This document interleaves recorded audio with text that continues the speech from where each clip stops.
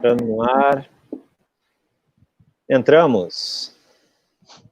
Shalom, amigos do canal Dois Dedos de Torá. Estamos novamente aqui no ar. Vou deixar uns minutinhos aí rapidinho, só para o pessoal chegar. Dá tempo, né, do pessoal chegar. E vamos falar de um tema interessante, né, Patrick? Isso, extremamente... Oi? Dá teu boa noite pro povo? Shalom, shalom, galera. Um Shabbat shalom a todos. Aqui quem fala é o Patrick do canal Techuvá Sem Fronteiras. E estamos aí mais uma vez para compartilhar com os irmãos um pouco do conhecimento da gente. É isso aí, é isso aí. Hoje vamos falar um pouquinho sobre a origem daquilo que foi chamado, né, que é chamado, enfim, hoje de igreja, eclesia, né? Ou, para quem já leu a nossa nota de rodapé, sinagoga, o que ele quer dizer com isso? Pois é, gente. Hoje a gente vai falar um pouquinho sobre a origem, desmistificar, porque a gente não está dizendo que a igreja já existia. A gente vai mostrar o que de fato é igreja. Igreja, será que é aquilo que nasceu nos prédios e se orquestrou através de Roma? Será que igreja é aquilo que foi reformado a partir de 1500 com Martinho Lutero, Calvino? Igreja, será que é o que veio nas reformas, nas pós-reformas, né, com Wesley, enfim, os outros movimentos posteriores? Ou será que igreja é aquilo que nasceu no século XX, 1900, né? Que será que é igreja, afinal? Então, a gente vai falar um pouquinho sobre isso, como sempre, não pode deixar de ser dessa forma, dentro do texto.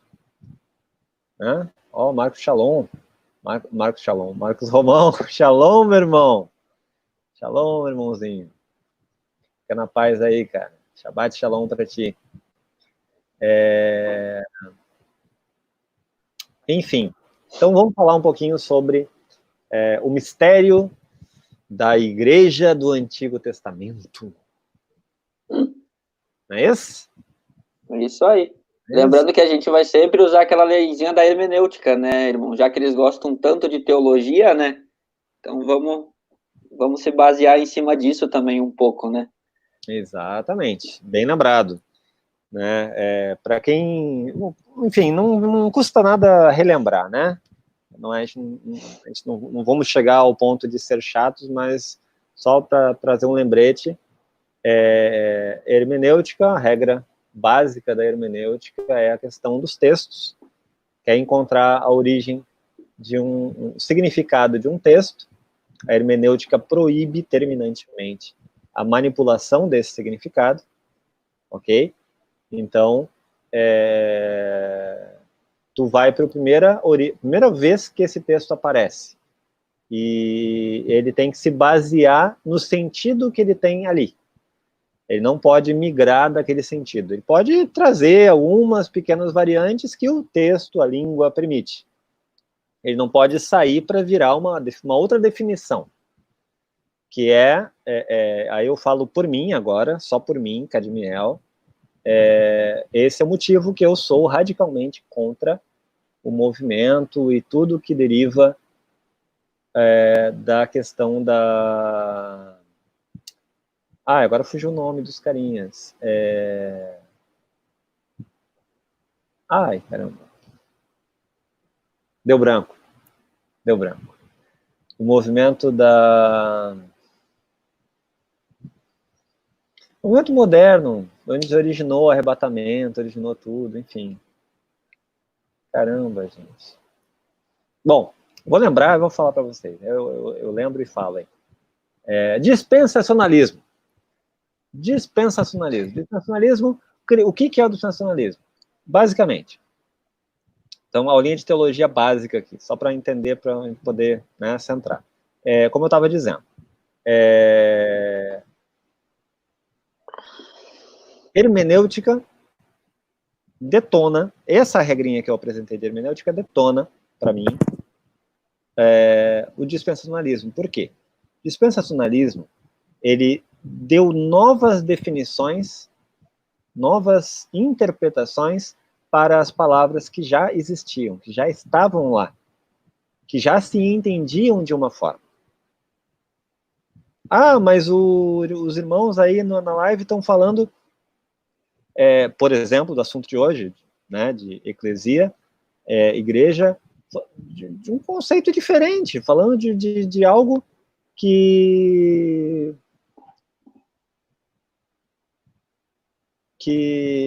enfim,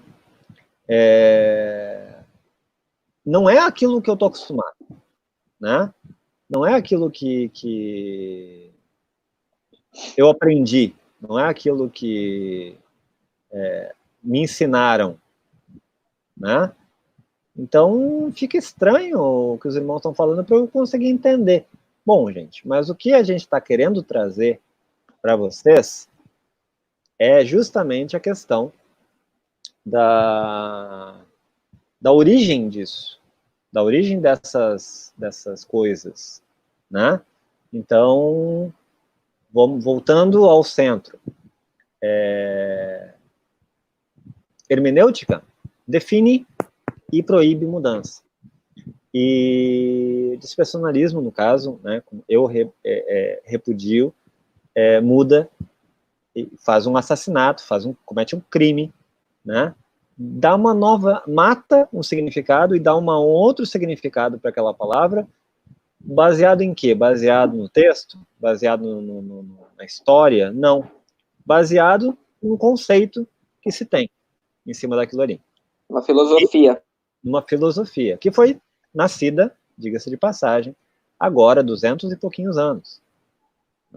Nós estamos falando de 2.000 anos de história, 2.000 anos de texto, tratando dos acontecidos dentro daquilo que se chama igreja. Os escritos, né, do Novo Testamento, textos receptos em grego, enfim, estamos falando disso. De 2.000 anos disso, e novas definições surgiram há 200 e alguns anos atrás. Será que só agora que conseguiram entender o que o texto queria dizer? Fica a questão aí para vocês indagarem, né? Se indaguem, se perguntem, se permitam questionar, né, o que os textos realmente estão querendo dizer. E vamos lá, vamos para a brincadeira de hoje. Então, gente, o irmão Patrick está aqui comigo hoje, novamente, mais uma live, né, em parceria, para a gente falar um pouquinho, né, trouxe algumas coisas que a gente vai apresentar, sobre o significado disso, a origem da eclesia, a origem da igreja, né? Então, a gente quer trabalhar em cima disso, em cima do que o texto está falando sobre igreja dentro da Escritura, dentro da Bíblia. Não é isso, irmão? Isso aí, exatamente. Só lembrando que a tradução, por exemplo, um judeu escreveu um livro, ou traduziu um livro, né, hebraico para o grego, o conceito vai ser o do hebraico. Ele vai transmitir o mesmo pensamento do hebraico para o texto grego. Não é pelo fato de ter sido traduzido para o grego que o texto vai ter um outro sentido, sabe? É isso que a gente vai trazer hoje, é disso que nós vamos tratar, tá, pessoal? Sabe, o fato de ter sido traduzido para o grego não muda o sentido ou a mente do escritor, tá? É Exato. Isso que nós temos que ter em mente, é extremamente importante isso. Exatamente. É a base, inclusive, da questão da hermenêutica em si, né? Quem escreveu? O que aquelas pessoas quem eram as pessoas que escreveram os textos? Eram israelitas. No caso, judeus, das tribos do sul. Ok. Foram esses que escreveram os textos. Esses pensavam dia e noite dentro dos conceitos judaico-hebraico. Correto? Correto.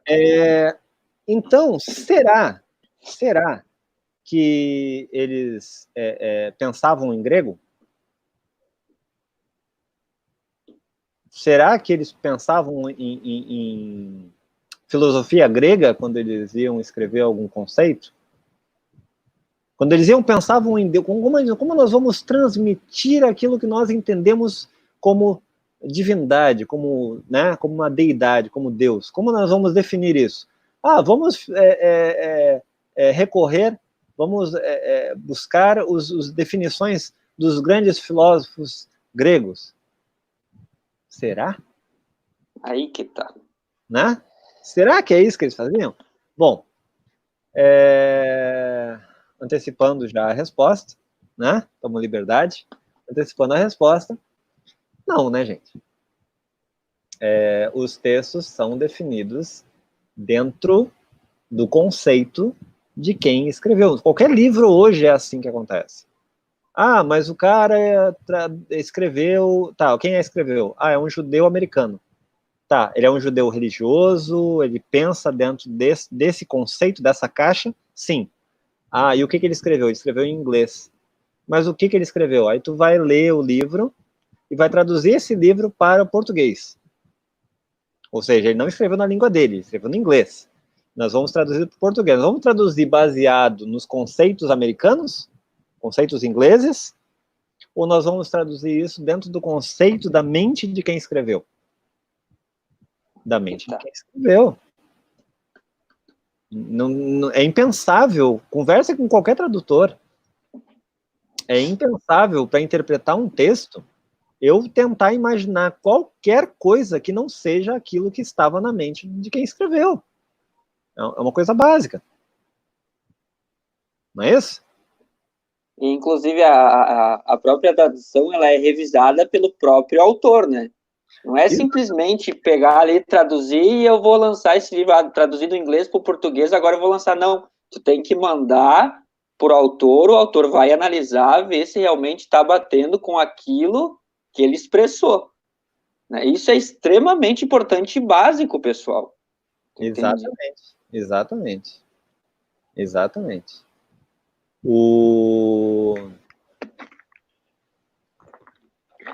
Então vamos lá, vamos começar a brincadeira. Começar os jogos. Irmãos, se tiverem dúvida, tá? Podem participar. A gente não vai se estender muito, a gente não tem muita coisa, até porque não precisa muita coisa para discutir em cima disso. Tá? O que a gente trouxe para apresentar, eu acredito, que define a questão toda bem simples, bem categoricamente. Então, vamos começar a brincadeira, vamos abrir os textos. Os irmãos que querem acompanhar, querem fazer um estudo em cima, então anotem ou já abram a sua Bíblia.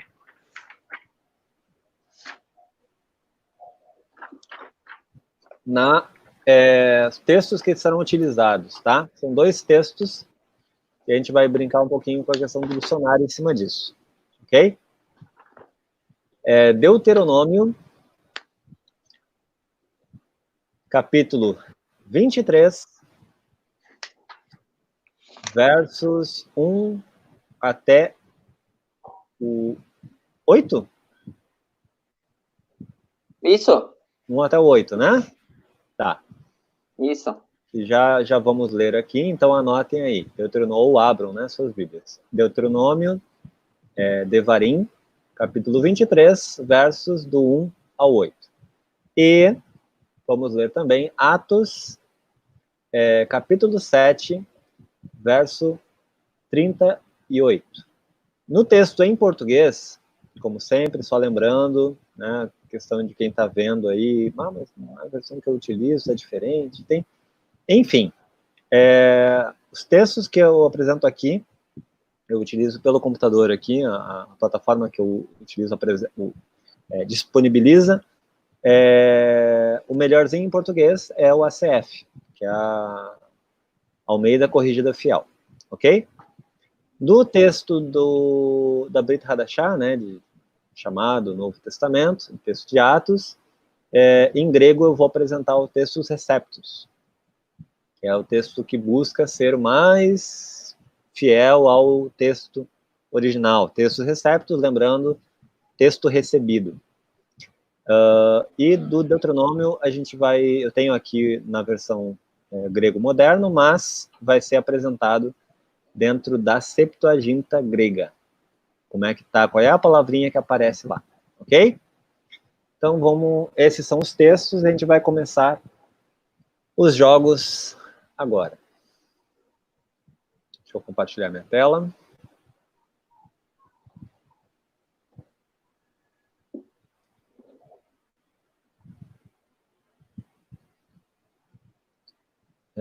Irmão, tá indo direitinho aí, né? Compartilhamento? Eu não consigo... Sim, eu isso. não tenho as duas coisas ao mesmo tempo. Então, beleza. Lê pra gente? Tu quer que eu leia ali?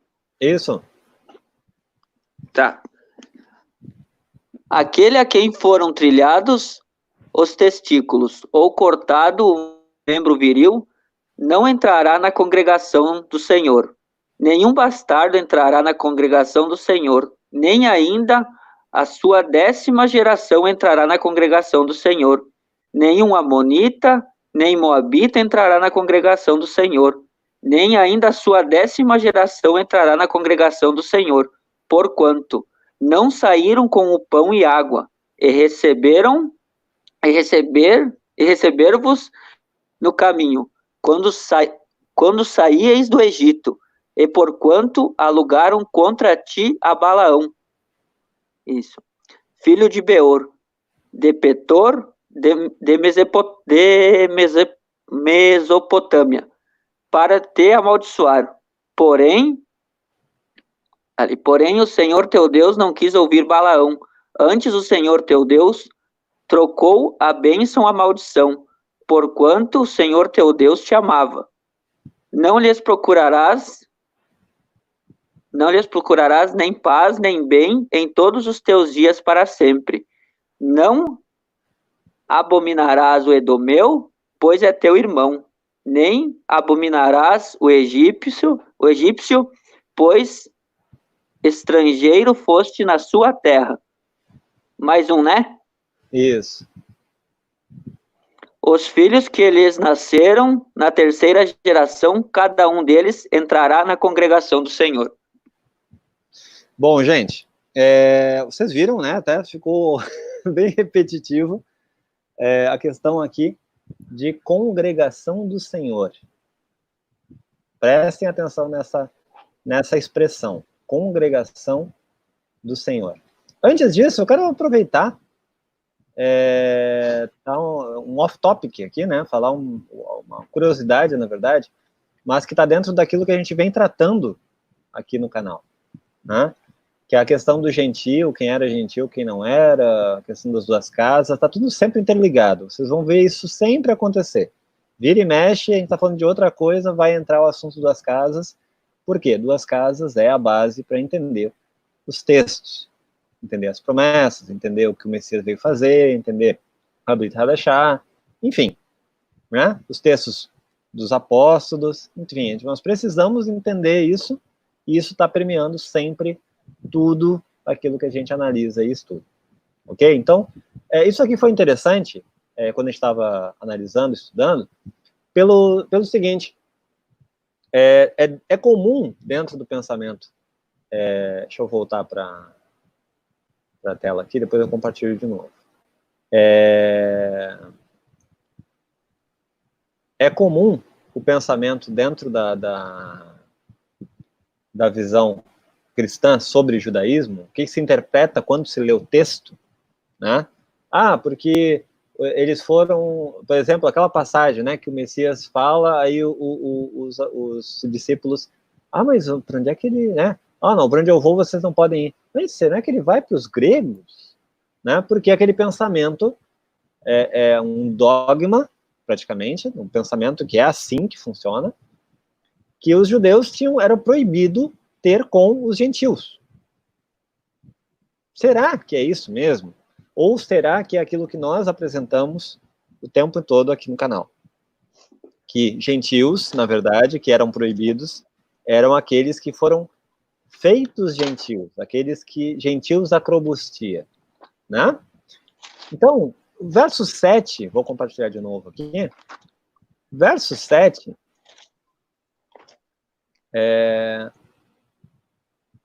aqui, ó, verso 7, verso 6, não lhes procurarás nem paz, nem bem em todos os seus dias para sempre, nem abominarás o edomeu, verso 7, pois é teu irmão, nem abominarás o egípcio, pois estrangeiro foste na sua terra. O que ele está falando aqui? Para tu não ter nenhum problema com eles. Ah, mas eles estão lá nas suas terras. E se eles forem para a tua?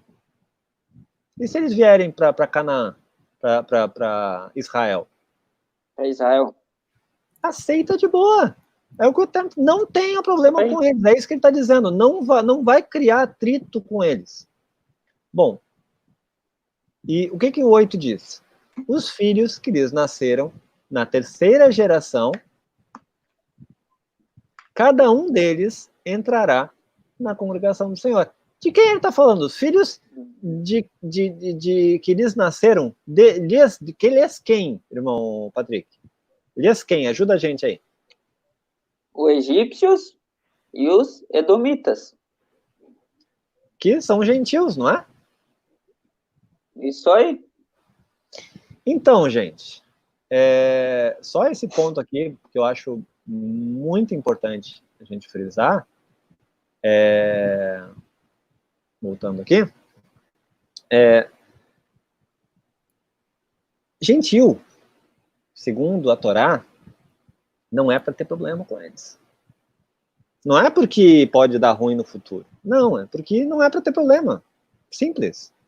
Porque eles vão, essa terceira geração, eles podem entrar para a congregação do Senhor. Simples assim. Né? Vamos lá, aquilo que eu repito sempre. Os gentios, gentios, gentios, gentios. Nunca foi problema para o Eterno, quer ver? A gente já falou isso aqui no canal. Só rapidinho a gente vai voltar para o tópico, tá?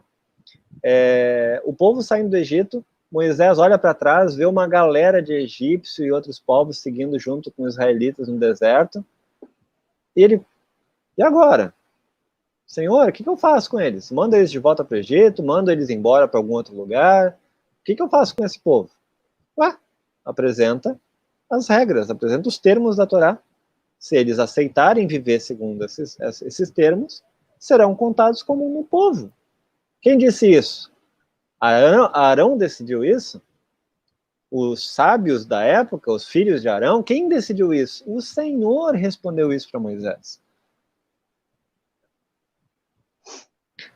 Então os gentios, é aquilo que nós falamos, gentios.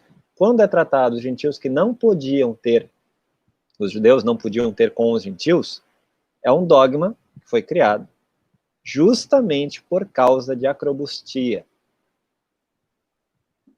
Ok? Israelitas que perderam, que jogaram fora, que invalidaram a sua circuncisão. Ok? Irmão, oi. Tu quer aproveitar só para frisar bem, ali em João 7:35, tu quer clicar lá no Strongs, a definição que traz ali no grego para dispersão? Se tu conseguir fazer isso rapidinho. Aonde? Desculpa? João 7:35. Consigo sim, rapidinho aqui. Já Só compartilhou. para a gente mostrar para vocês. João. Capítulo? Capítulo 7, o verso 35.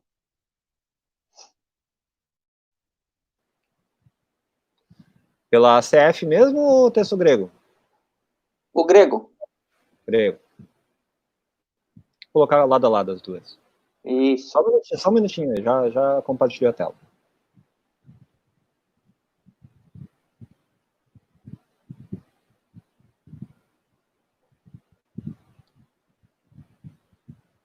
Certo.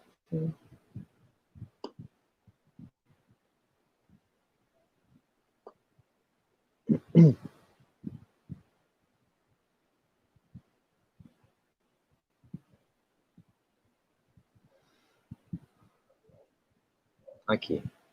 Texto grego. Desculpa aí, gente, que quando o sisteminha fica meio lento aqui, enfim, aí embolo o meio de campo. Aqui. Vou colocar os dois na tela, tá? Uhum. O texto é os marcados em amarelo, tá, gente?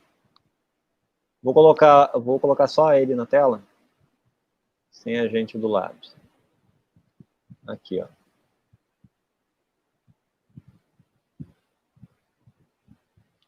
Do lado esquerdo tá o texto da CF 735, é isso, né? Isso. Disseram, pois, os judeus uns para os outros: para onde irá este que o não acharemos? Irá, porventura, para os dispersos entre os gregos e ensinará os gregos? Isso.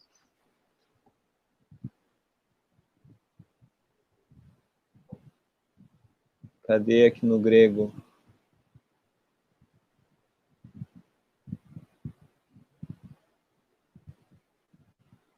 Daqui, grego.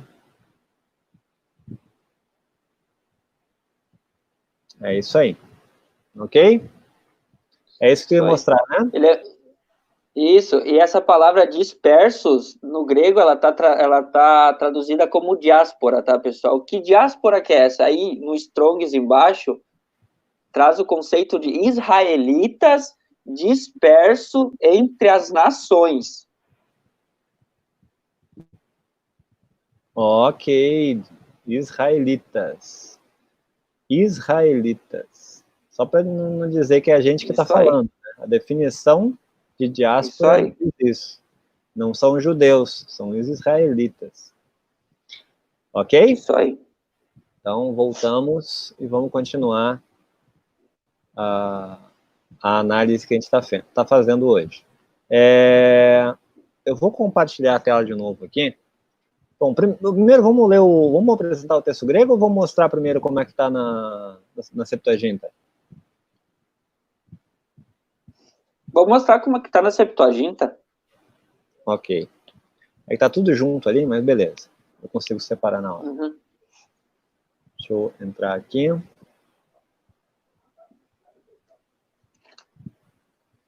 Ok, 28.3.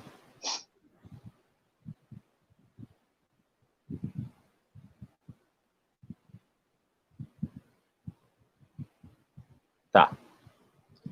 Deixa eu compartilhar a tela.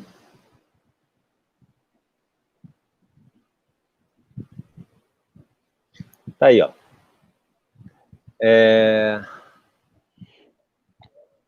Tela do My Bible, tá, gente? Septuaginta, LXX Plus, livro de Deuteronômio, 28.3. E olha que interessante. Ao finalzinho do versículo, tá? Finalzinho do versículo. Podem pegar no texto de vocês. Vai dizer o que no texto de vocês? Congregação de nações. Correto?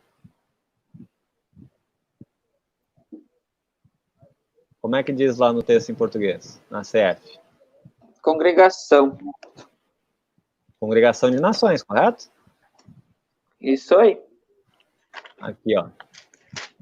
Ó, verso 23, verso 8. Congregação do Senhor, no caso aqui, tá?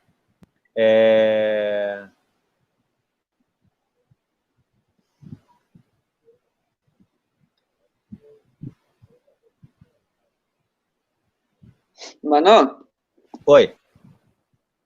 essa parte aqui é Gênesis 28:3, que eu não me engano, que traz a sinagoga. Ah, é 28. Deuteronômios 23. 28. Isso. 28. Confundi, gente. Isso. Perdão. Isso aí. Deixa eu só achar onde é que tá, então. Deuteronômios 23 daí. Isso. Nós vamos frisar esse mesmo ponto aí, tá, pessoal? Por isso que tá salvo aqui, tá?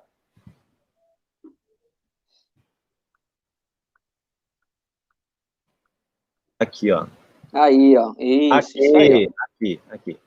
Foi mal, tá, gente? Congregação. Correto? Isso. 23, verso... eu deixei salvo o 2. Deixa eu abrir no aplicativo aqui na tela rapidinho. Tem lá em cima, mano. Lá no verso 1 dá pra ver Eclesia. Lá, se tu dá um zoom, dá pra ver. Não, a Eclesia tá aqui. Tá aqui, já tá grifado. Ah, sim. Só não tá, eu não tô Tá. compartilhando? Sim, tá show. Dá pra ver. Não. Deixa assim mesmo. Beleza. Tá aqui, Isso. tá grifado. Aí, o que eu quero mostrar para vocês? Eu vou aumentar aqui, ó. Tá Isso o aí, ó. termo em hebraico, desculpa, o Eterno, né, o Senhor, Eclesia, tá aqui, ó, é Septuaginta. Septuaginta, quando fala Isso. do Criador, o nome do Criador, traz Yud He Vav He, ok? Quando tá o texto da Septuaginta, apresenta em grego koiné. Aqui é ecclesian. Nessa parte aqui fala ecclesian, que seria o plural, ok? Mas o que ele está querendo dizer aqui, olha que interessante, qual é a palavra que está na Septuaginta, né? E é esse o ponto que a gente quer falar, que foi traduzido para nós, nas nossas Bíblias em português, como congregação. E a gente vai entrar daqui a pouquinho no porquê disso. Primeiro a gente vai definir o que o texto diz, depois a gente vai dar nosso parecer de por que isso acontece, ok? A palavra é ecclesian, que é a mesma para eclesia, é o plural de eclesia, e vamos ver o que ela significa dentro da Strong, dicionário bíblico cristão. Eclesia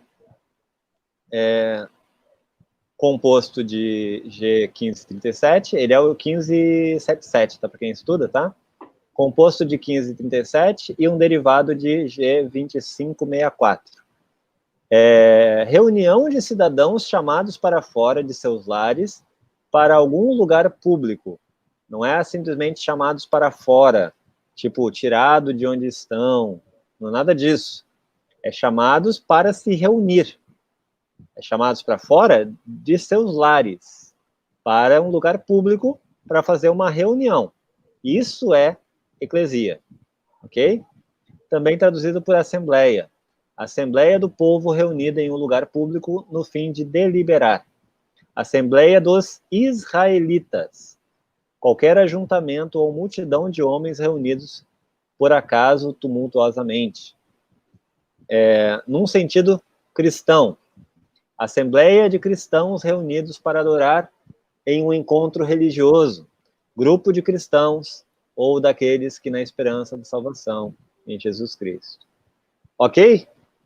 Isso é o sentido de eclesia dentro, o sentido daquela palavrinha que na Septuaginta é eclesia e que nas nossas Bíblias foi traduzido interessantemente, vamos dizer assim por enquanto, como congregação.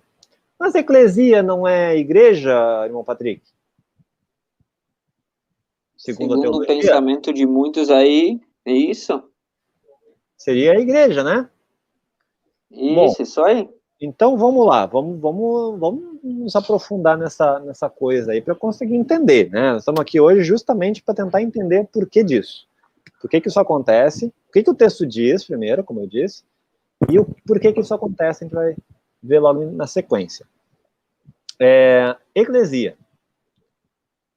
A palavra que está no grego, em Deuteronômio, para definir a congregação do deserto, a congregação de Yahweh, é a palavra de congregação do povo israelita no deserto, é eclesia. Eclesia. Traduzido em nossas Bíblias, no Novo Testamento, principalmente, né, como igreja. Vamos ver qual é a palavrinha que aparece no Novo Testamento para falar de igreja, que é traduzido por igreja, e em alguns lugares é traduzido como congregação. Vamos lá. Vou voltar aqui. Abram as suas Bíblias, né, quem está acompanhando, em Atos 7, verso 38, que vai falar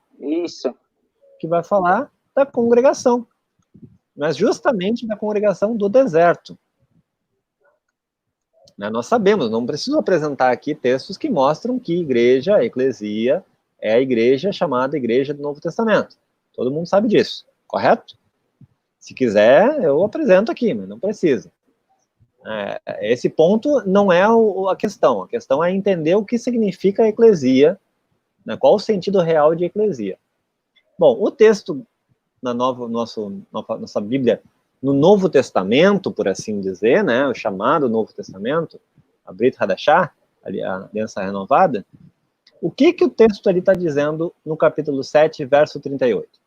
Este é o que esteve entre a congregação no deserto, com o anjo que lhe falava no Monte Sinai, e com os nossos pais, o qual recebeu as palavras de vida para nos-las dar.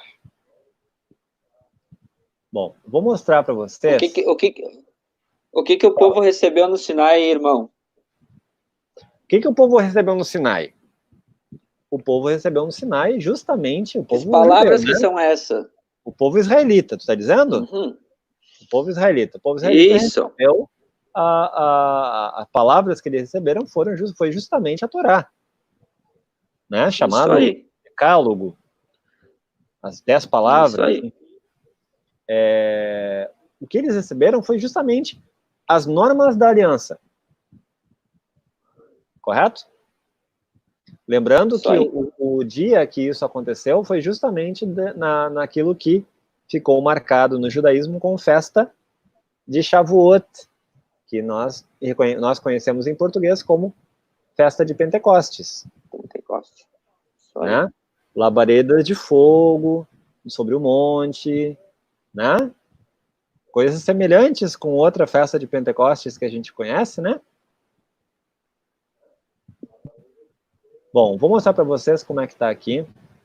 Eu vou mostrar na Septuaginta. Eu vou mostrar textos receptos, tá? Depois eu mostro na Septuaginta só para fechar a palavrinha lá.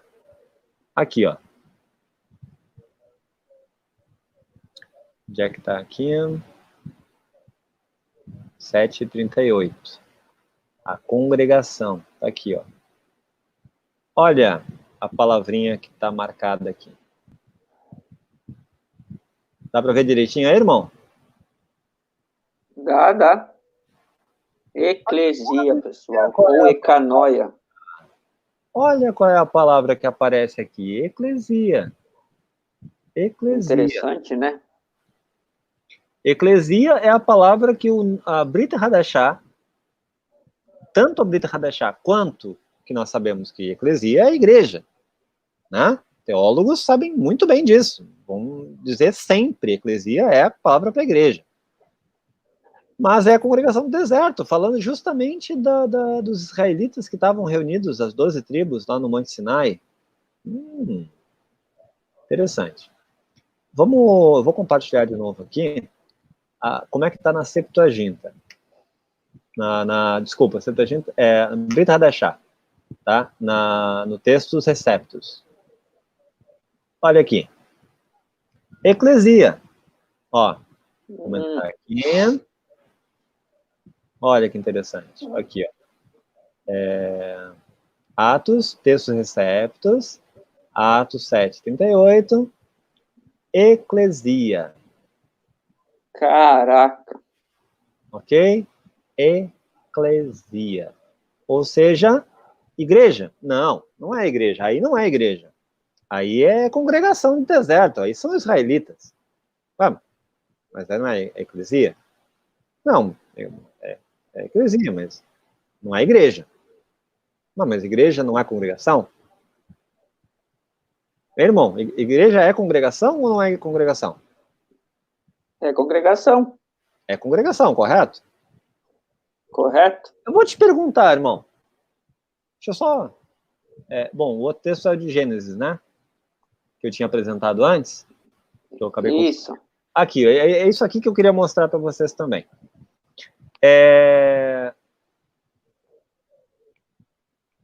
Gênesis, capítulo 28, verso 3, ele traz essa palavrinha aqui. Eu acabei esquecendo de abrir. Eu vou fazer melhor, em vez de pegar no aplicativo, eu vou pegar na Bíblia Hebraica da editora Sefer. Aqui. Já compartilhei a tela de novo, tá, gente? Vou mostrar para vocês aqui. Ela não tem o texto em grego, tá? Tem o texto somente em português. Mas, ó. Essa aqui, editora Sefer. Vamos lá. Gênesis 28, verso 3, correto? Isso. 28, verso 3. E Deus, cheio de bênçãos, te abençoe, te faça frutificar e te multiplique, seja uma multidão. Vou conseguir? Acho que não vai dar para mostrar aqui. Me diz se está aparecendo aí. Não. Não dá para ver, né? Aí agora dá para ver. Dá para ver? Isso, aí agora deu para ver. Isso, agora deu para ver. Multidão de povos, correto? Isso aí. Bom, vamos ver o que é a multidão de povos dentro da Septuaginta? Vamos compartilhar de novo aqui. E vamos voltar aqui.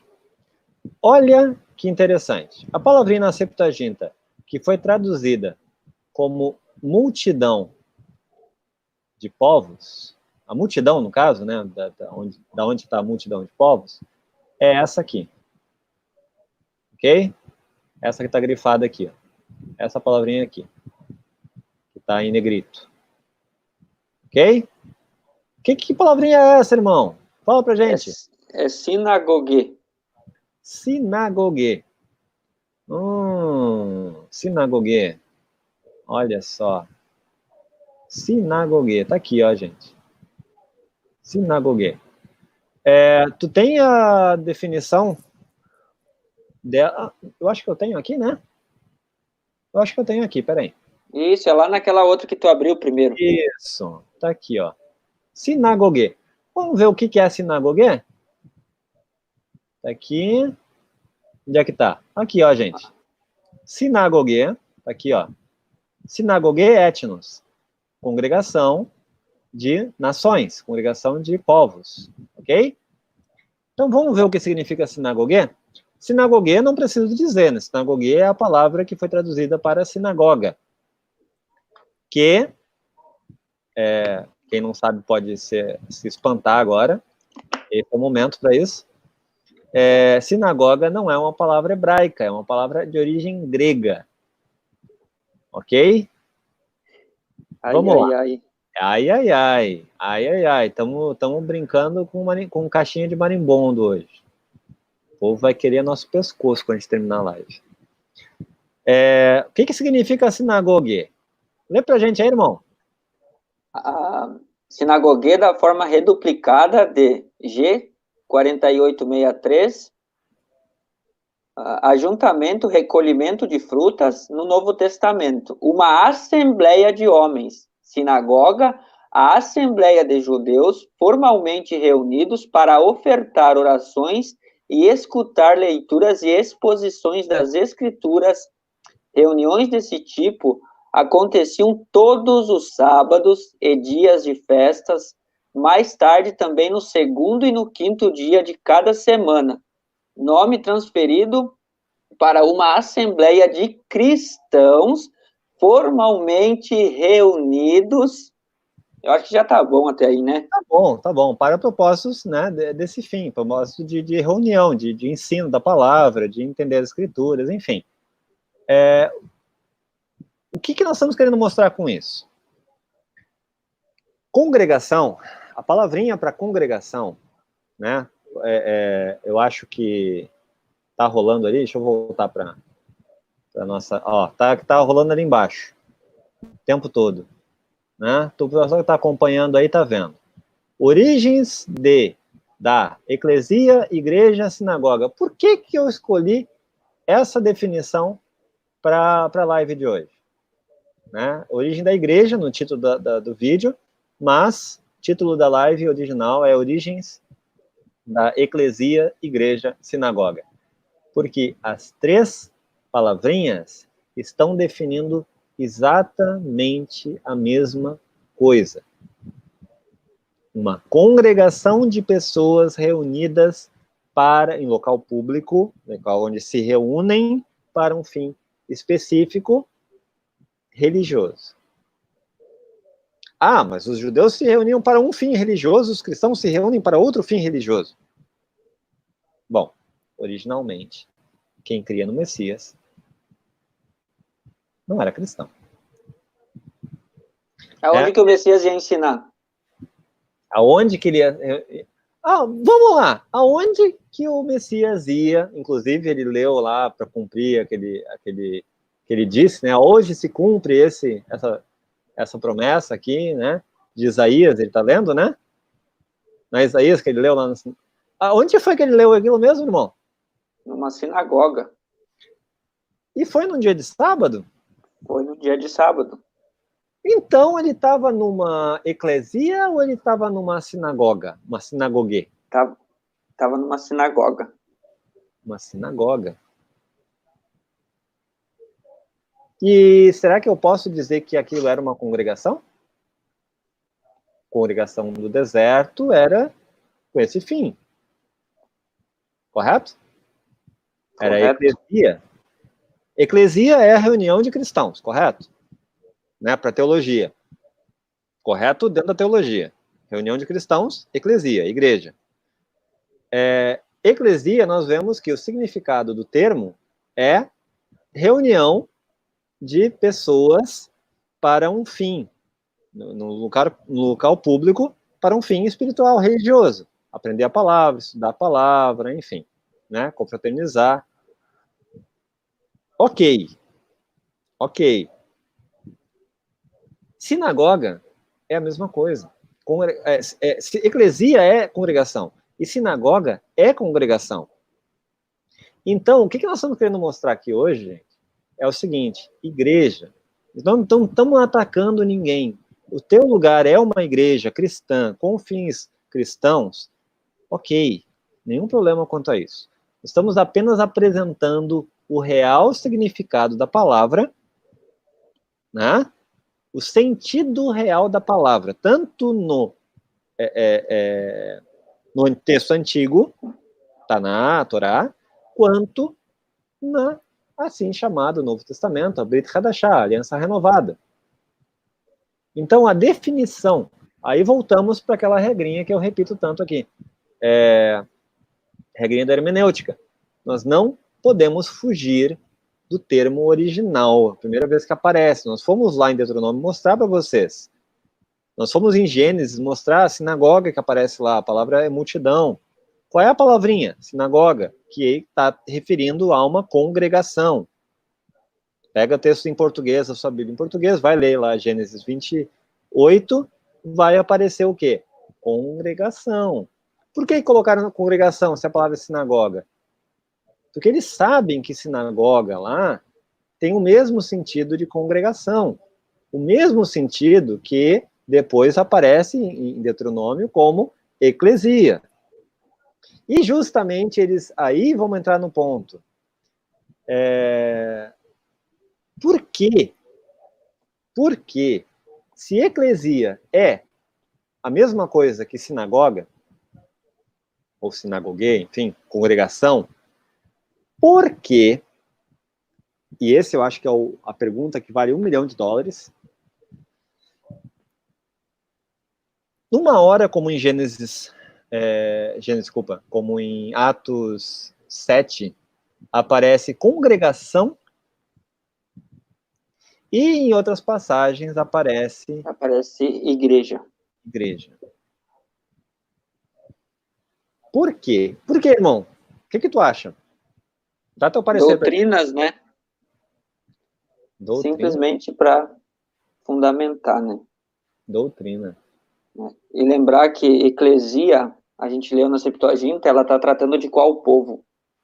Quem que é o povo de Deuteronômios? Quem que é a eclesia de Deuteronômios? Exatamente. É Israel, pessoal.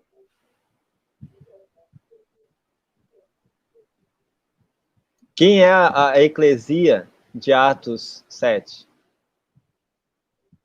É Israel. É Israel. E agora? Como é que fica? Ah, mas igreja é eclesia, mas a gente sabe que é igreja. Bom, aí é uma questão de doutrina.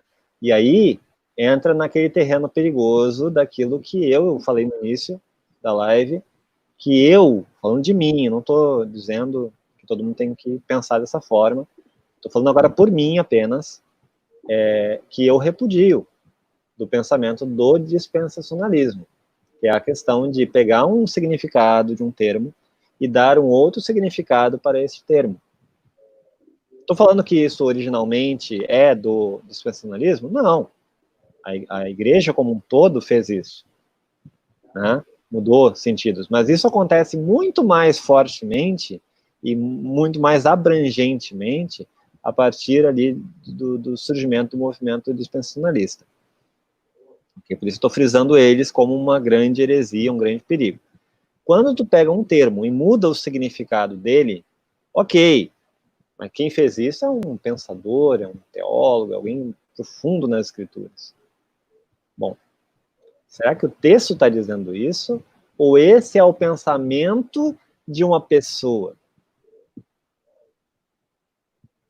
Eu acho que o texto ele tem mais valor, o significado do texto tem mais valor. O irmão Marcos Romão compartilhou ali no chat. Ó.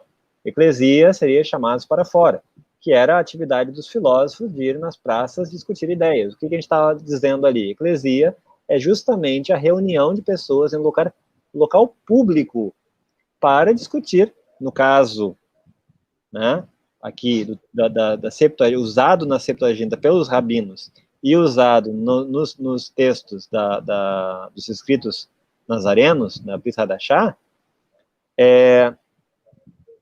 eclesia é o sentido religioso de eclesia, é chamados para fora não para discutir ideias, mas chamados para fora dos seus lares para se reunir em um local público. Praça, não necessariamente. Um local, essa é a definição da palavra. Reunir em um local público. Eclesia é o sentido, esse é o sentido. Nunca foi, principalmente naquela época, reunir numa praça, onde, no tempo que eles eram perseguidos. Eles se reuniam dentro de casa fechado. Mas é um local público? Naquele momento era, porque foi aberto para as pessoas. Eu abria uma sinagoga, é um local público? Eu posso chamar uma sinagoga de um local público? Irmão? Oi?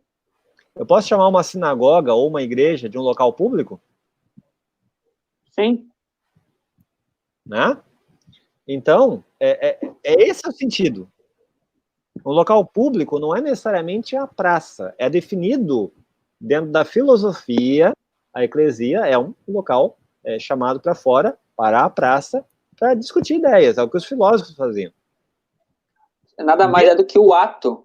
Isso, dentro do conceito teológico, tanto o grego quanto o judaico, eclesia está falando de congregar, de se reunir, né, de sair de fora dos seus lares e reunir em um local específico para discutir as escrituras. Né, como já mostramos, Yeshua, quando ele foi falar lá, né, fazer a leitura no sábado, ele foi numa sinagogue, numa sinagoga, numa eclesia.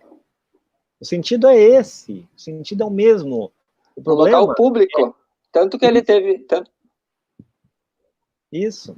O problema é a gente mudar o significado da expressão. O que nós estamos querendo, o trabalho da live de hoje, o nosso objetivo é mostrar que, e não estamos mudando o sentido das palavras, Estou mostrando no texto que é o mesmo sentido. É exatamente o mesmo sentido. Sinagogue, eclesia ou igreja, sinagoga, é justamente a mesmíssima coisa. A definição da expressão mostram a mesma coisa.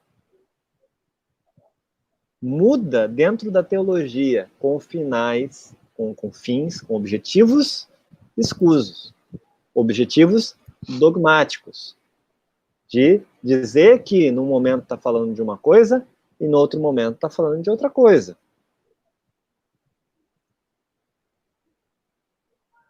Isso acontece, né, pós-movimento dispensacionalista, muito com Israel. Israel, quando é promessa, quando está encontrando com o Messias, enfim, todas as coisas boas na Brit Hadashah, Israel é a igreja. O povo do Senhor é a igreja. Quando o bicho está pegando ali, quando é perseguição, quando é a tribulação acontecendo, aí não, aí é Israel. A Assembleia se encontrava em confusão, aí não pode ser igreja, né? Exatamente. Aí tem que ser Assembleia, né? Aí tem que ser Assembleia. É outra palavrinha boa. Tanto eclesia quanto sinagogue, né, traduzem congregação, mas traduzem, esse é o sentido correto, assembleia. Assembleia. Assembleia é o ato de se reunir, o local, um ato de se reunir. Não é nem a questão do local, o nome do local, mas é o ato de se reunir e formar uma assembleia. Se é dentro de um prédio chamado sinagoga, se é dentro de um prédio chamado igreja, se é num ginásio, se é... Não interessa. O ato de reunir com um fim específico para discutir escrituras é eclesia, é sinagogue, é assembleia, é igreja, é congregação. É isso que a gente está querendo mostrar para vocês hoje. Ok? Bom, eu acho que com isso a gente não tem mais muita coisa para falar disso, né? Em cima disso, a gente vai acabar chovendo no molhado. Tem mais alguma coisa que a gente queira acrescentar, irmão? Na verdade, não sei se tu quer só fundamentar a questão da Septuaginta, né, para a gente pegar e mostrar, pessoal, que é aquilo que a gente veio falar desde o início, tá? Eu vou citar uma partezinha aqui que o erudito Emanuel Tove, ele traz no livro Crítica Hebraica, tá? Por favor. Isso aqui eu acho que isso aqui já é o suficiente, eu acho, tá? Diz assim, ó: a Septuaginta é uma tradução judaica das escrituras hebraicas que foi preparada em Alexandria.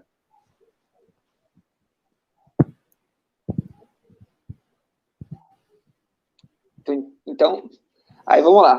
Paulo era judeu, pessoal, tá? Um rabino, sabe? O top dos top, a gente já falou isso. Qual que é a palavra que ele usa para a igreja? O maior erudito da época usa a palavra eclesia para definir igreja. Ele era um cristão? Não. O que ele era? Era um judeu. De alguma seita específica?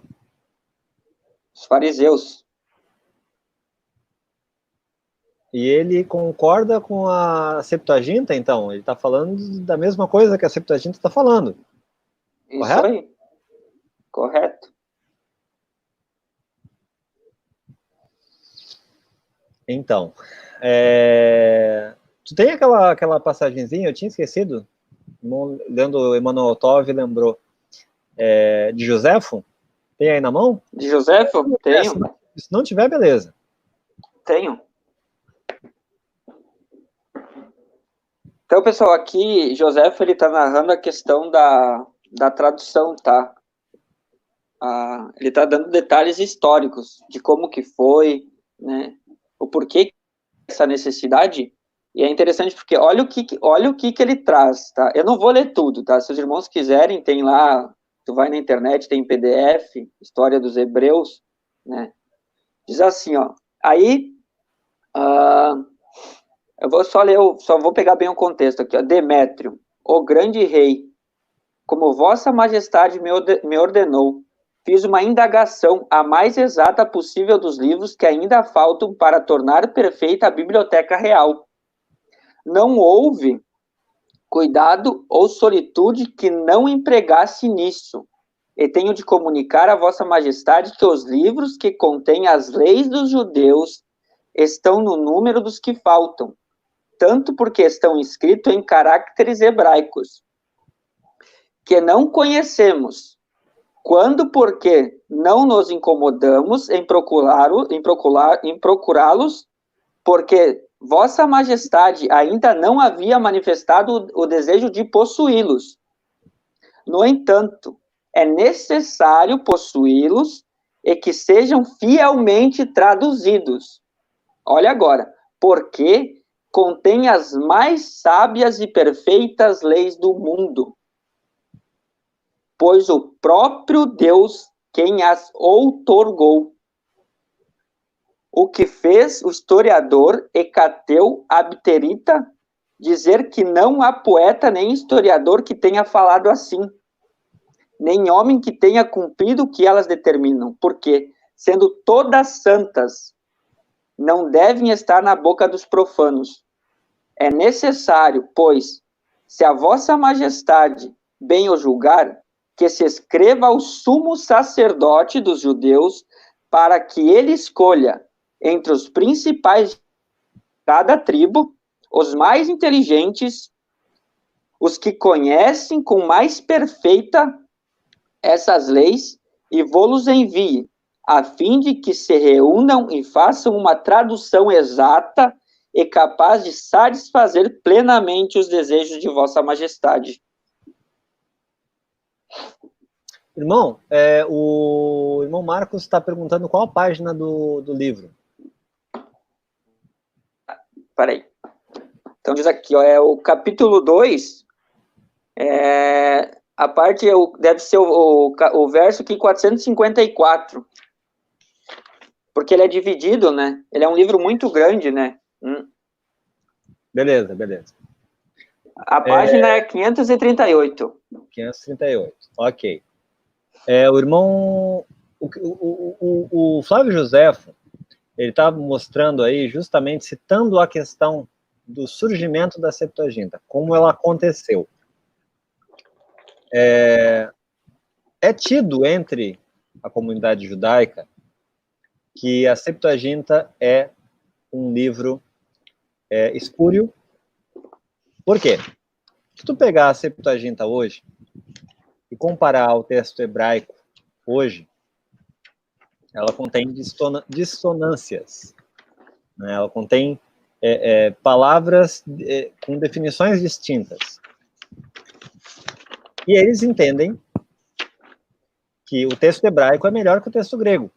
O texto grego não é questão de foi traduzido pensando em corromper, mas eles entendem que o texto foi corrompido justamente pela, enfim, diferença do hebraico para o grego e tudo mais. E o que nós temos, o que nós estamos mostrando aqui, o que Joséfo deixa claro, é que, ao contrário do que a comunidade judaica fala sobre a Septuaginta de ser uma má tradução, Joséfo deixa claro que eles foram homenageados, eles foram presenteados pela qualidade da obra realizada. Os 70, eles foram, não lembro se no Joséfo fala disso também, mas eles foram separados, os 70 tradutores, eles foram separados, eles foram colocados num local e foram separados, eles não estavam reunidos, cada um traduz um pedacinho. O que foi traduzido foi a Torá, o Pentateuco, 5 livros. Isso aí. Ok? E eles traduziram dentro do espaço, a lenda conta 70 dias, e cada um realizou uma tradução completa dos 5 livros. E eles foram analisar para poder fazer a comparação e tudo mais, e eram idênticas. 70 pessoas separadas por 70 dias, lendo a Torá, pensamento judaico, traduzindo para o grego, vertendo o pensamento para o grego, para ser entendido no grego, e traduziram de forma idêntica. Ok? Essa é a qualidade da Septuaginta. Né? Só para... Inúmeros sábios do passado, tanto da igreja quanto do judaísmo, dos gregos, traduziam como uma obra inspirada, dada a qualidade dela. Ok? Então, nós estamos falando disso aqui só para dar esse finalzinho, né? Só para mostrar. Ah, mas estão usando a Septuaginta. No século I, existiam 3 Torás. Vamos falar futuramente disso, não vou entrar no mérito agora. Mas existiam 3 Torás circulando. Não existia uma. Existiam 3.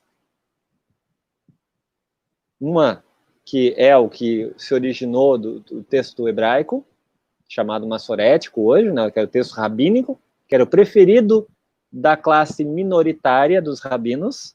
Correto, irmão? Isso. Né, então, só um grupinho pequeno que gostava dessa tradução, correto? Somente os rabinos gostavam dessa tradução. O texto da Torá Samaritana, que circulava nas sinagogas judaicas, se espante com isso. E, mais espantoso ainda, a Torá Septuaginta. Só para comentar, já que o irmão está falando disso, pessoal, vou mostrar para vocês, tá? Tá, então, crítica textual hebraica, tá? Crítica hebraica, isso. Emmanuel Olha só, isso, olha só isso. Diferenças entre a Septuaginta e o texto hebraico corrente. Aí é o que o irmão está falando, né?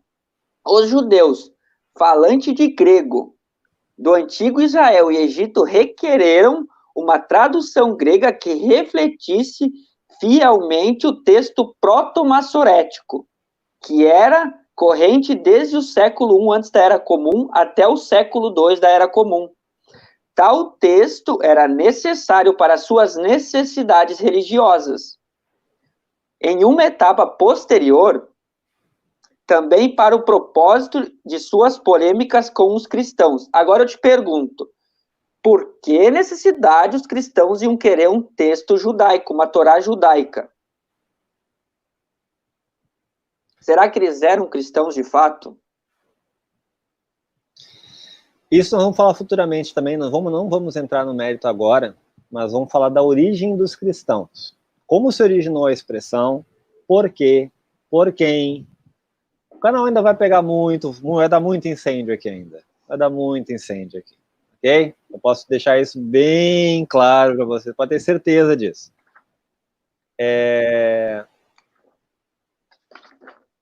O que nós estamos tratando aqui hoje, de apresentar para vocês, é base para aquilo que nós estamos afirmando. Não é um pensamento, não é uma ideia que nós estamos querendo trazer. É baseado em história, sempre. Baseado em história, baseado dentro do contexto e sempre dentro do texto. As definições que nós estamos trazendo é dentro do texto.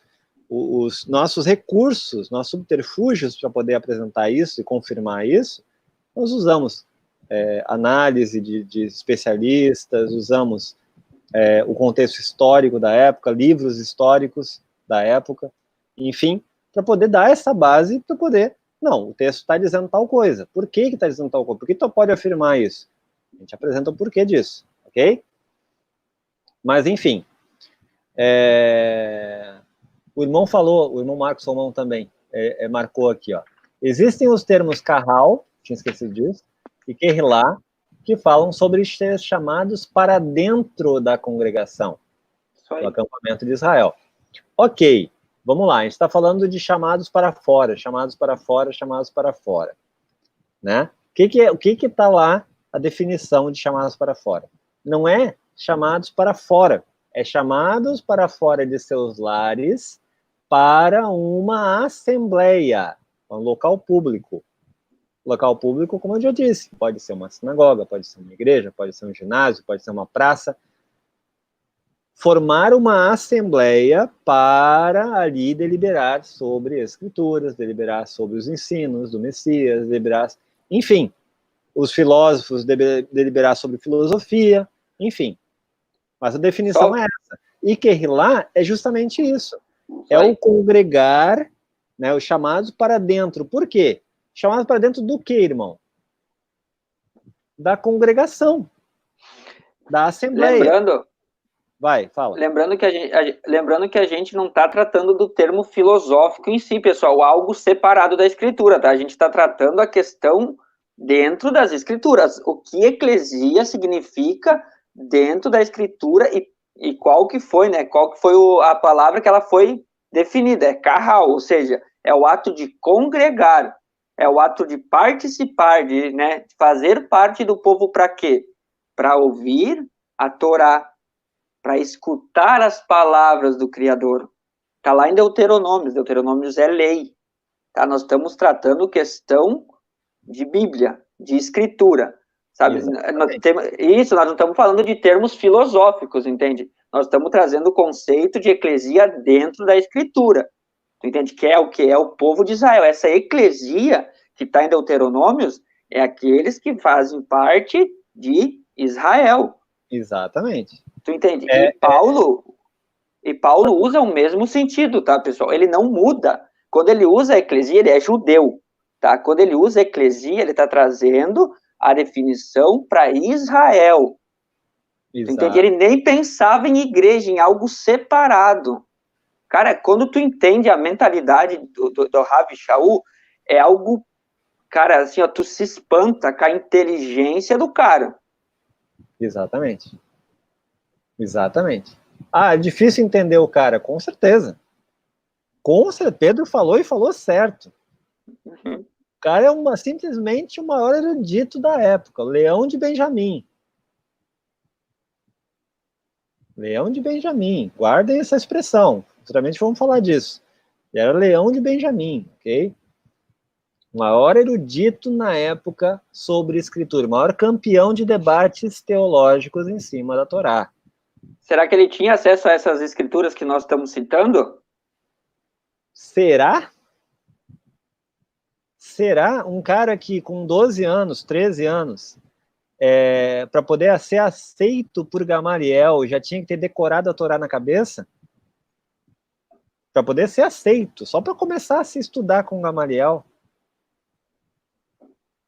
Aí eu te pergunto, irmão. Todos os alunos de Gamaliel, ele era simplesmente só, né? Eu já falei isso aqui no canal, ele é só o mais destacado dos alunos de Gamaliel, né? E futuramente, depois, né, como adulto, se tornou o maior erudito. Será que ele não sabia o termo que ele estava usando? Será que ele estava querendo falar de um sentido filosófico grego? Aí é que tá. Aí é que tá. Uma coisa que vocês vão ver muito, eu preciso frisar isso, que eu faço essa análise sempre. A gente lê a Strong, que é um dicionário bíblico cristão, dogmático. Em N situações, vai acontecer dele puxar para o dogma. E aí a gente vai tratar sobre a definição da palavra no grego, para trazer o sentido, porque o grego corrige os problemas, ok? Quando a gente esquece o sentido, né, do texto não filosófico, texto religioso, e usa a expressão, aí acontece esse tipo de coisa. Dentro da filosofia grega, né, isso acontece muito dentro do cristianismo. Esquece tudo, joga fora tudo, todas as definições, e vamos buscar o que os gregos têm para nos dizer. Aí usam filósofo grego para falar de trindade, para explicar Deus sendo uma trindade, por exemplo. que um não pode existir, porque tem que ter o dois, para poder existir o um, tem que ter o contraponto do um, que é o dois, que interage com o um, e para poder existir o um e o dois, tem que existir o três, que observa o um e o dois. Então, não pode existir o um sozinho, tem que existir os três. Nossa! Isso foi a base para a Trindade, gente. Esse é um pensamento grego, filosófico. Essa é a base que qualquer teólogo cristão utiliza para definir a Trindade. Foge, esquece o grego, esquece o texto grego, esquece o pensamento judaico que está inserido ali, não é o pensamento filosófico, joga fora o pensamento filosófico. Os maiores, isso nós vamos mostrar aqui futuramente no canal, os maiores filósofos gregos, quando tiveram oportunidade de bater de frente com o rabino, perceberam que o que eles tinham de filosofia era lixo.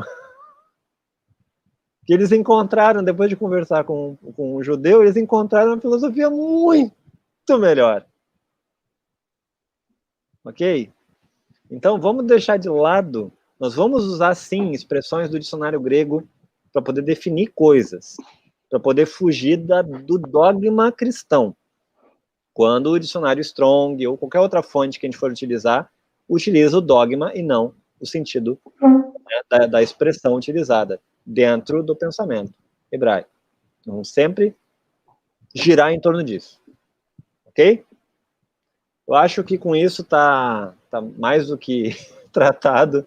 O incêndio, o fogo na floresta já foi jogado aí na palha seca, né? Que venham... Vamos ver o que vai acontecer. Bom, mas brincadeiras à parte, o que a gente queria tratar hoje tá aí. Estudem, leiam os textos que foram apresentados, Deuteronômio 23, Atos 7, leiam os textos, entendam o que está ali. Quando a gente fala sempre de ler o texto, ver o grego, ver o hebraico, quer dizer que eu preciso aprender o grego e o hebraico para poder ler? Não. Quer aprender? Excelente. Grande obra faz. Né? Grande decisão, ótimo, parabéns. Quem quer e que tem disponibilidade para isso, excelente. Agora, eu preciso disso? Não. Eu tenho isso aqui, ó. Eu vou só mostrar aqui na tela rapidinho, eu vou mostrar o print de novo, só para mostrar o que aparece na tela. O vídeo anterior a esse, é uma aula de como é que instala e como é que configura o aplicativo My Bible. Voltem lá, assistam ele. No final agora da live, voltem lá, assistam ele, instalem nos seus smartphones, Android, ok? Vou só mostrar rapidinho aqui. Aqui, ó, eu tenho diversas Bíblias, inclusive o Septuaginta, inclusive o Textos Receptus, no celular, para pesquisar. E o que vai aparecer, volto novamente para mostrar para vocês. Vamos compartilhar a tela de novo, rapidinho aqui. Cadê? Aqui, ó. E o que vocês vão ver lá é isso aqui.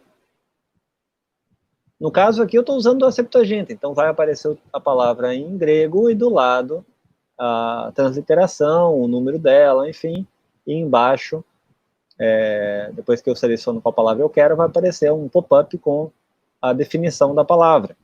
Mas o que aparece lá é isso aqui. É isso aqui. Isso aqui é de outra fonte. É isso aqui, ó. Ok? Então, fica a dica aí para quem não conhecia, né? Volta lá, assiste o vídeo, instalem e façam bom uso. Nós falamos sobre, só para concluir, nós falamos sobre ir no texto, foi o que nós fizemos hoje, mostrar o que é a palavrinha. Tá congregação.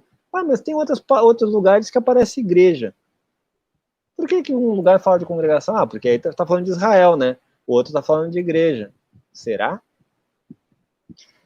Dica: quando uma palavra deixa uma dúvida, Irmã Rosângela, qual o aplicativo? My Bible. O irmão Yaakov Natri está citando aqui ferramenta também. Hoje em dia tem tanta ferramenta. Bible Hub, que a gente está brincando com ela também. Isso aí. Hebraico Pro. O que a gente utiliza aqui foi utilizado hoje nos prints e da live anterior. Volto de novo, repito. Volta lá agora quando finalizar. Assiste o vídeo anterior a esse, que é uma aulinha de como é que baixa esse aplicativo e como é que para Android, tá? E como é que configura ele, os módulos, quais bíblias você vai ter acesso, enfim. Uma aulinha de aproximadamente 1 hora, pouco menos que isso, mas que dá uma boa dica de como é que o que você vai ter. Isso é um presente para vocês não ficarem escravos de ninguém, nem da gente, falando para vocês que as coisas são assim, tá? Não.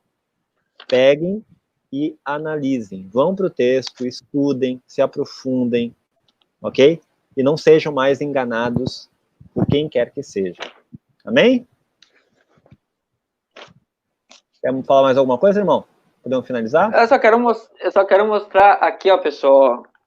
Quando o nome, por exemplo, ele não tem tradução. Onde é que tá? Aqui, ó. Ó. O tetragrama, tá, pessoal? Yud, Rei, Vav, Rei. Tu entende? YHWH. Tu entende? Então, assim, ó, pessoal. É que nem eu disse assim, ó. Eu não quero. Eu tenho dificuldade no telefone. Gente, hoje conteúdo é o que não falta. Pessoal. Eu não tô fazendo propaganda porque eu não tô ganhando nada, tá, pessoal? Quando eu mostro, quando eu. Entende? É pro crescimento dos irmãos, pessoal. Entende? Eu tenho aqui atrás a definição literal, entende? Do hebraico para o português. É difícil de entender muitas vezes, sim, mas aí tu tem 2 traduções no português, né, no caso que são interpretações de texto, e tu tem o interlinear, ou seja, tu tem 2, né, versões. Aqui eu tenho a NTLH e a ARA, né, e eu tenho o texto interlinear, ou seja, é impossível tu não conseguir tirar aquilo que o texto está tentando transmitir, né? Exatamente. E ainda tem o hebraico. Poxa, vamos ver no hebraico o que essa palavrinha aqui, então, significa. Não me contentei com essa definição, sabe? Mas não está encaixando. Aí a gente vai para a mentalidade hebraica. Aí a gente vai para o hebraico. Aí entra a chavezinha, pessoal. Gostam tanto da chavezinha da hermenêutica, né, irmão? Entende, gente? A chavezinha da hermenêutica é a gente ler. Exatamente. Essa é a chave. E isso ninguém pode fazer pela gente. É tu e o texto. Enfim, hoje não tem desculpa. Não adianta. Por mais que se possa falar, hoje não tem desculpa. Hoje o recurso está na mão. O recurso está na mão. Cadê? Eu tenho uma Bíblia normal. No caso aqui, né, estou usando essa de exemplo, da Sefer. Né? Tô lendo lá, tal, beleza. Mas eu quero me aprofundar, eu quero ver como é que tá lá. Mostra de novo a capa dessa que tu abriu agora, irmão.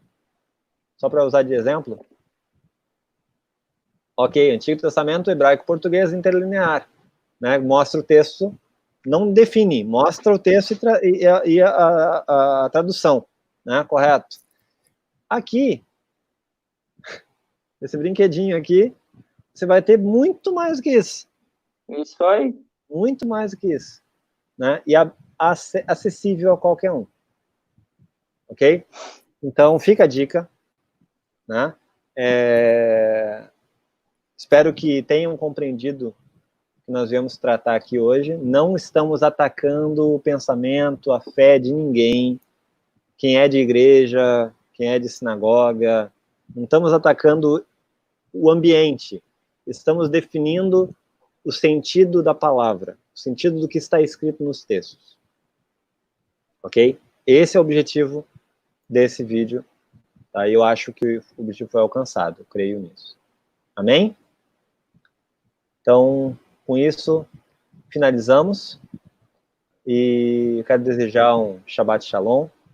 né, para quem está entrando no Shabbat aí. E um grande abraço para quem nos acompanhou até aqui ou que vai ver o vídeo ainda nos próximos dias, enfim. Quem venha ver o vídeo, ok? Um abraço. Suas considerações, irmão?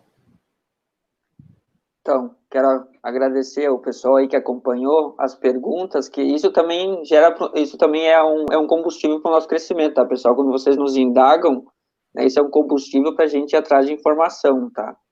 E é que nem o irmão Vinícius, né, falou, a gente não está aqui para atacar a fé de ninguém, a gente não está aqui para falar de religião A, religião B, religião C, a gente está aqui simplesmente expondo aquilo que o texto está transmitindo, sabe? É isso que a gente quer que os irmãos cresçam, que os irmãos se tornem independentes. Tá, pessoal? É isso que a gente quer, esse é o nosso desejo profundo, mais íntimo, de verdade, pessoal. Sabe, que vocês venham a crescer. Ah, não concordo. Beleza, gente, a gente é livre para isso. Entendi? A gente é livre. A gente tem extrema liberdade de não concordar. Entende? Mas primeiro vamos analisar, vamos buscar na história, vamos ver se realmente o que eu estou ouvindo bate com aquilo que realmente está sendo exposto. Sabe, aquilo realmente que eu estou escutando do fulano, será que realmente é isso? Tá, pessoal? É esse que é o propósito dos nossos vídeos, tá, pessoal? É gerar dúvidas, é gerar anseio, sabe? É isso que a gente tem, sabe? Feito de melhor, digamos assim, né? Exato. Sabe? Entende? Então, é isso aí que é o propósito dos vídeos, tá, pessoal? Shabbat Shalom a todos, que Yahweh abençoe, né? E que o Mashiach venha a tirar essas escamas, né? Trazer o verdadeiro entendimento, que foi isso que ele veio fazer também, né? A Torá viva, né? A forma de... Enfim, isso aí nós vamos tratando no decorrer dos vídeos, então não vamos dar muito detalhe aí, tá, pessoal? Então, fiquem na Shalom aí, tá? Uma boa noite para vocês, gente. Um grande abraço, até a próxima live, próximo vídeo, enfim. Fica a dica novamente, voltem atrás, assistam os vídeos e se deliciem com aquilo que nós estamos trazendo. Aprendam, se aprofundem e pensem por si próprios. Né? Esse é o meu maior desejo com o canal, levar vocês a isso. E esse é o meu desejo de verdade, do fundo do meu coração, para cada um de vocês. Mais uma vez, Shabbat Shalom.